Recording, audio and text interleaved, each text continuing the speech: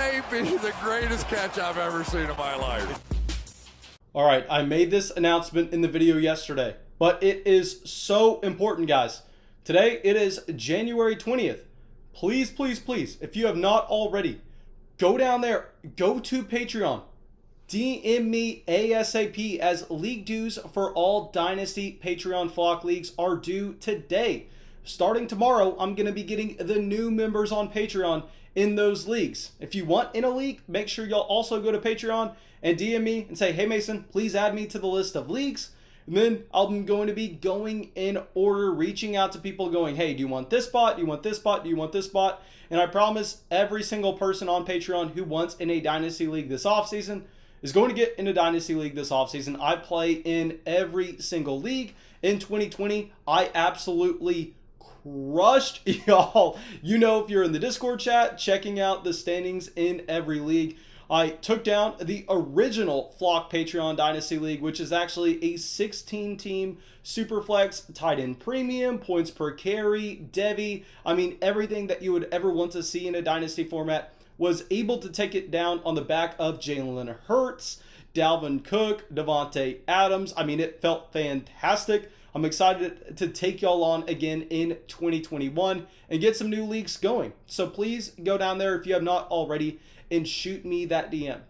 But in this video, what we are going to be doing is something a little bit different, where I'm going to be going through the 2019 wide receiver class. These are guys going into year 3, and I'm going to be identifying players that I think can take that next step, can break out, and possibly are values in Dynasty right now. Because we know if you've just been playing Dynasty Fantasy Football for a very long time, regardless of how much weight it actually holds or not, the saying is year 3 is the year of the breakout wide receiver. This was a little bit more of a trend in years past, where it took a little bit longer for those wide receivers to develop and get a role in their NFL offenses. But you still see this with some guys. The most recent example that sticks to my mind is Devonte Adams, where if y'all remember, in the 2014 NFL draft class, I mean, Devonte Adams had an abysmal rookie season, and his sophomore year, he was actually one of the least efficient wide receivers in the entire NFL while getting opportunity. Everybody gave up on him. He was going at the very end of Dynasty startups, and clearly we know how that story pans out, where he breaks out all over the place in year 3 with Aaron Rodgers. And let's see if we can go through and try to identify any players that may fit that mold that we liked coming into the NFL draft in 2019, but have yet to produce for whatever reasons so far, and possibly could take that next leap.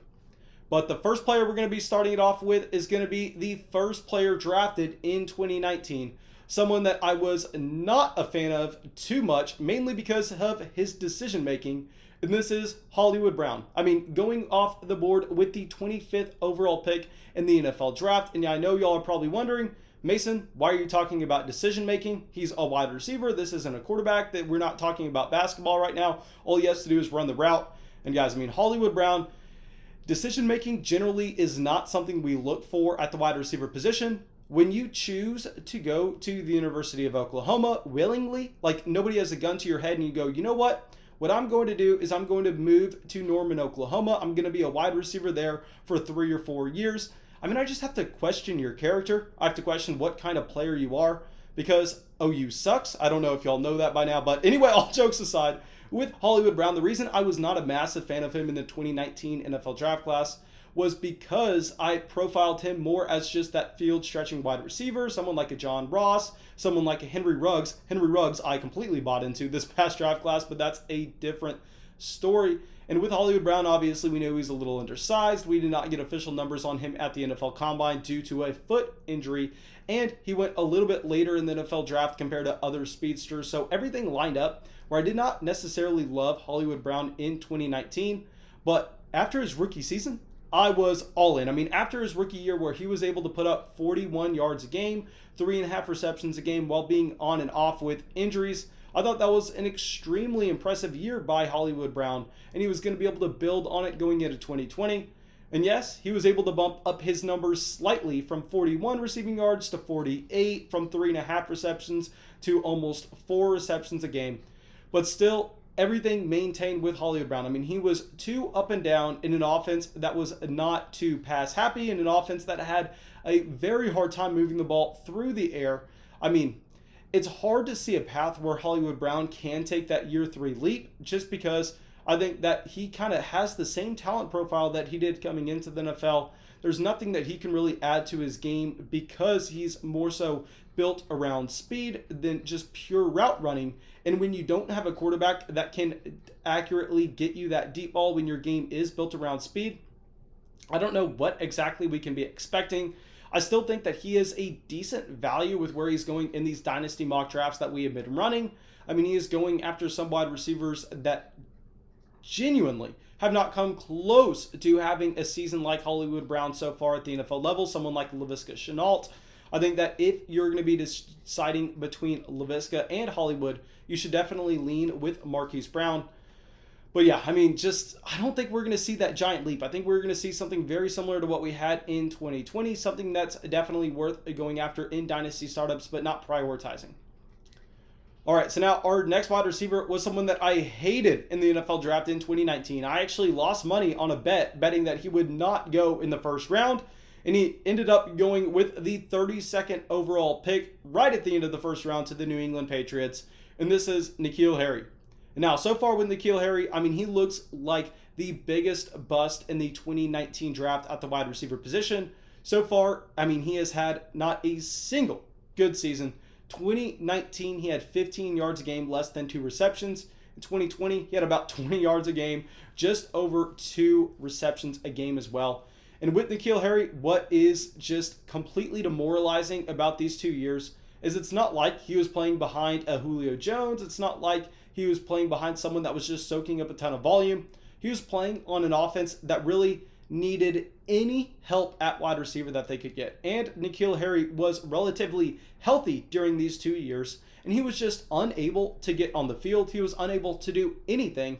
But one hesitation I have in calling Nikhil Harry just a flat-out bust, someone that's never going to do something at the NFL level, is you look at what Brandon Ayuk was able to do in his rookie season for the San Francisco 49ers. You look at the fact that Nikhil Harry confidently played over Brandon Ayuk, got more volume, and outproduced him at Arizona State while they were both the same age, while Nikhil Harry had been there a little bit longer because we know that Ayuk was a transfer. It generally gives me a little bit of a reason to be excited about Nikhil Harry, especially when he's going in the 15th round of Dynasty startup drafts right now. I think at that price point, he's actually worth a shot. I mean, he had the profile coming in. He had the breakout age. He had the dominator rating. He was decent at the NFL Combine, but you don't need to see these wide receivers be extremely athletic. You just need to see the production in college. And yeah, I mean, we saw his backup at Arizona State now perform well at the NFL level. So maybe, just maybe, if Nikhil Harry gets some better quarterback play in 2021, if we see him take a step up because he is still extremely young, he could turn into something.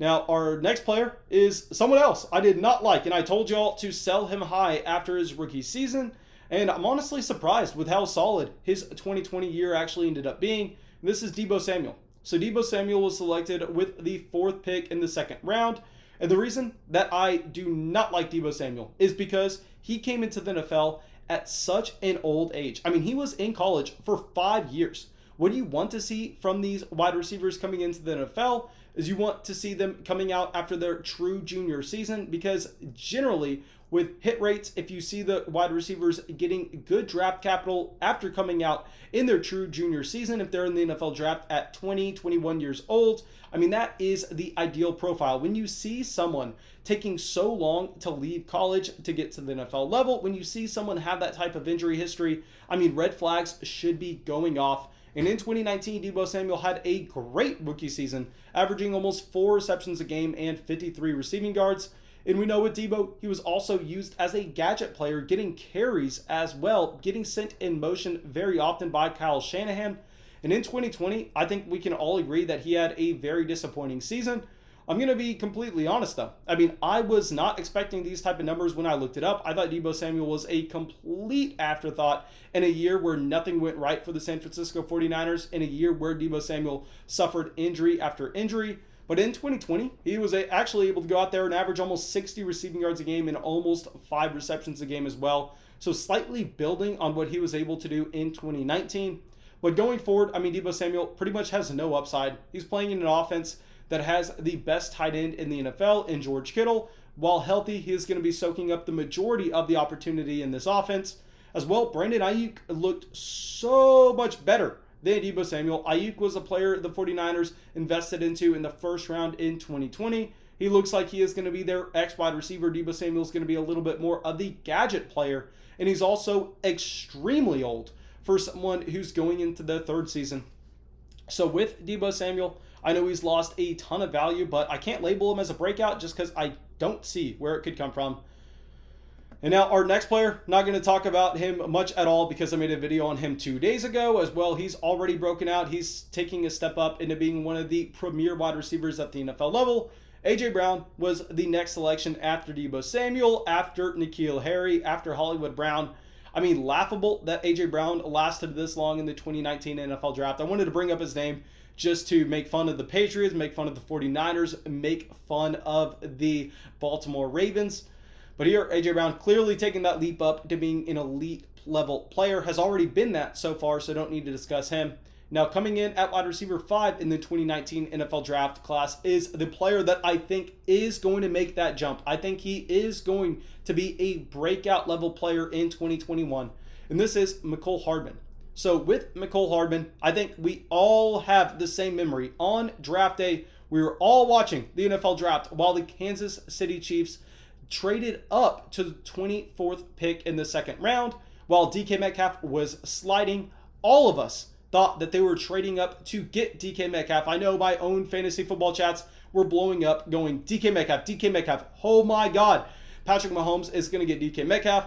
And then they take a wide receiver out of Georgia that really nobody was on that early in Nicole Hardman. And the reason that they took Nicole Hardman was extremely simple. I mean, he was a very highly rated prospect going into Georgia. He went into Georgia where they had the best wide receiver recruits in the entire country. Obviously, nobody there was that productive. Nobody there has made that large of an impact at the NFL level. I think you can kind of blame that on the scheme that they had at Georgia. I don't know why any of these high-level wide receiver prospects are going to Georgia in the first place, but the tools were there with Nicole Hardman. He was an elite-level athlete that if his game developed, he could be the next Tyreek Hill. At least that's what Andy Reid thought. At least that's what the front office in Kansas City thought. So with Nicole Hardman, he's a player that has not had the opportunity so far. He's been used mainly as a field stretcher. He's been used mainly as a player returning kicks.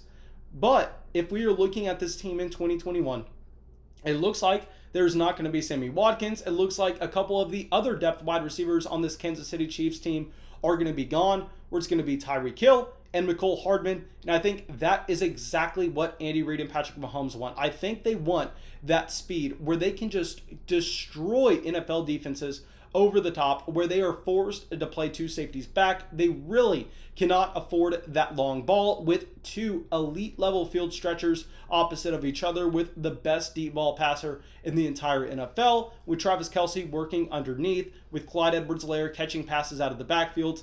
I think Nicole Hardman this next season should jump up to being an every down player for the Kansas City Chiefs. And with Patrick Mahomes, I think we have to give him credit to being possibly one of the highest profiled breakout guys in 2021, quote unquote, coming from nowhere. All right, so now our next wide receiver, someone that I did not like coming into the NFL, someone that I still do not like, nobody likes him at this point. It's going to be Jjr Sega Whiteside. I mean, he was selected by the Philadelphia Eagles with the 25th pick overall in the second round. And I'll say real quick, guys, Jjr Sega Whiteside, at least to me, should be a lesson learned. I mean, I don't know how many times that I personally get suckered in to buying these quote-unquote buy low wide receivers after they struggle in their rookie season. I mean, I did it with Jjr Sega Whiteside. I did it with Andy Isabella, where I did not like them coming into the NFL. I avoided them in rookie drafts in 2019. But after their mainly disappointing years in 2019, I went, okay, I did it. I avoided them in the rookie drafts. Now let's buy them at a discount. And if they hit, I make a massive profit. And yeah, clearly did not work out. Jjr Sega Whiteside is not a quality NFL player. I would be surprised if he even made the Philadelphia roster this upcoming season, considering that they are most likely going to be addressing wide receiver in this upcoming draft. So Jjr Sega Whiteside, pour one out for him. He's officially dead in fantasy football, and I need to learn my lesson. Do not buy these disappointing wide receivers after year one. Please, Mason, listen to yourself. Do not do this later on this offseason. Okay. So now our next wide receiver is someone that I did not like in his rookie season, but at this point, I think we look at his athletic profile. I think we look at what he was able to do early on in 2020 and say he could easily be a breakout candidate this next season. And this is Paris Campbell. So Paris Campbell was selected at the very end of the second round out of Ohio State to the Indianapolis Colts. And his knee injury should be 100% good to go in 2021. We have no concerns about that. And he looked amazing at the very beginning of this season. I mean, he looked like he was the true wide receiver one, ahead of T.Y. Hilton, ahead of Michael Pittman for this Indianapolis Colts offense. The one question mark is, who's the quarterback going to be? Because if it's Phillip Rivers, I really don't want any of these pass catchers. And if it's not Phillip Rivers, who are they going to be able to bring in? I mean, I would love to see a Deshaun Watson there, but I don't think that's realistic considering it's in division, and I don't think the Houston Texans are going to be making that trade within their division. But please let me know what y'all think of Paris Campbell, because I think that he is kind of the wide receiver forgotten in Indy right now, and I think he could easily be their number one option this next season. Okay, so now our next wide receiver is someone that I referenced with Jjr Sega Whiteside, and this is going to be Andy Isabella. Now here, Mason, learn your lesson. Do not try to think you're smarter than everyone else. Do not try to buy these wide receivers on the quote-unquote low after their rookie disappointing seasons. There's a reason they were disappointing their rookie year. Don't just automatically buy into them. Andy Isabella had his opportunity in games where Larry Fitzgerald was inactive. He had his opportunity in games where Christian Kirk missed, and he was not able to do anything, even when he got the snaps. Andy Isabella is a player that, honestly, I am just willing to give up on. Now, our next player is going to be DK Metcalf, was selected with the 32nd pick in the second round. And yeah, nothing to say here, already elite, just like A.J. Brown. Made that video on him a few days ago. If you have not already seen that, I'm sure you can find it on the channel. I'm not going to bother linking it. And now, our next player is someone that I completely whiffed on. I whiffed on him in our rookie drafts, and I whiffed on him after his fantastic rookie year. I said that he was an afterthought. I said that he was not going to be something for real, and I was wrong, and I apologize. This is Deante Johnson, who went off the board with the second pick in the third round to the Pittsburgh Steelers. And here with Deante, I mean, he can make that year three leap. What we're going to need to see is we are going to need to see Juju Smith-Schuster out of the picture for the Pittsburgh Steelers. Juju is an upcoming free agent. They decided not to extend him. So yeah, this is just more so of a wait and see, because if Juju stays, I think that pie is going to be split so much where Deante really does not have that upside to make that year three leap. But if Juju does leave, I mean, Deante Johnson could easily be the target leader yet again on a Pittsburgh Steelers offense, but his target share could be a little bit higher. Okay, so now our next player that we're going to talk about is someone that I thought was a fantastic buy low candidate going into this season until he suffered a significant season-ending injury. This is going to be Jalen Hurd. Guys, I just want to go down memory lane right now. I mean, y'all remember in the 2019 NFL draft class, I like Jalen Hurd. I mean, this was a player that went to Tennessee as a five-star recruit. He played running back at Tennessee, looked good, then transferred over to Baylor because he was a little bit too big to be a running back, to be completely honest, and he wanted to play wide receiver. The coaches at Tennessee did not want that, so he played kind of a slot wide receiver role at Baylor and looked fantastic. Kyle Shanahan took him at the very beginning of the third round, and I thought that he was going to be a playmaker for this team. But after Brandon Ayuk, after Debo Samuel, and George Kittle have all cemented their roles for the San Francisco 49ers, I mean, at this point, Jalen Hurd has absolutely no upside in the slightest, just a small trip down memory lane. All right, so now our next wide receiver, someone that I whiffed on this past offseason, just a common theme here with these third round 2019 wide receivers. It's going to be a Terry McLaurin, who was selected with the 12th pick in the third round in 2019. And I'll say this, I mean, I had so much Terry McLaurin after our rookie drafts in 2019 just because, I mean, this is another lesson learned by Dynasty drafters. Guys, if y'all remember, people were letting Terry McLaurin fall to the very end of third round in Dynasty Superflex rookie drafts. I mean, it was absolutely ridiculous. Some of the players going ahead of him. I mean, Hakeem Butler was going like 15 picks ahead of Terry McLaurin. And I was drafting him, not because I liked him coming out of Ohio State, just because I liked his draft capital. And I was looking around going, do y'all not realize that this player was selected at the beginning of the 3rd round in the NFL draft? And now he's going later than that in Dynasty rookie drafts. But after his rookie season, I did not think it was legit. We looked at the same age that we saw with Debo Samuel, and I went, you know what? I want to sell high. I don't think he can take that next leap. I sold high, at least what I thought was high, because then he comes out here, completely torches the earth in 2020. I mean, an elite level usage player. The problem with Terry McLaurin is I don't know if he can take that next leap into becoming a truly elite wide receiver, just because we don't know what his quarterback situation is going to be like. All right, so I'm going to call that the video just because I think we covered pretty much every wide receiver of confidence. I mean, we could talk about Miles Boykin, Hakeem Butler, Gary Jennings, Riley Ridley. Riley Ridley is a fun name to remember. Hunter Renfro, I'll say this really quickly. I mean, there's nothing there. Please do not buy in Hunter Renfro in his 3rd season just because they have Henry Ruggs. They obviously have Bryan Edwards, who should have a role this upcoming season. They have Darren Waller. And it's not like Derek Carr is going to be able to support a ton of weapons, and I think they want to lean on the run game with Josh Jacobs. So don't buy into Hunter Renfro.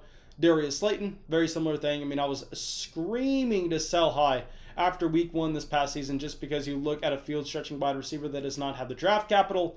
And once he has his pop game, that's always a sell marker. Then you have Keyshawn Johnson, Travis Fulgham, Juwan Winfrey. So yeah, no real intriguing wide receivers here. I'll say our main breakout 2021 wide receivers are going to be a Deante Johnson if Juju Smith-Schuster decides to leave. Paris Campbell, really like him, especially if they're able to address the quarterback situation. And Nicole Hardman. But thank you guys. I really hope y'all enjoyed this video. I really hope y'all got something from it. As always, if y'all did, go down there, drop that like, leave that comment, subscribe to the channel. It really helps us out. And yeah, that's it. I'll see y'all with the video tomorrow.